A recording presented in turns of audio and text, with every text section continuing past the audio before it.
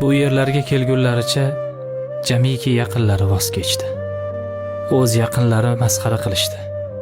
Majnun, telba, sehrgar, hatto ularni toshbo'ronlar qilishdi.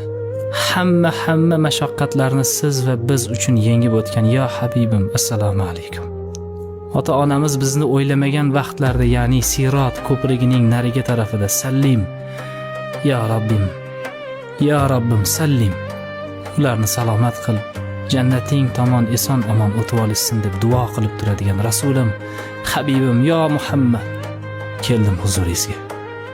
Sizga salom, salovatlar bo'lsin. Didor qiyomatga qoldi, yo Habibim.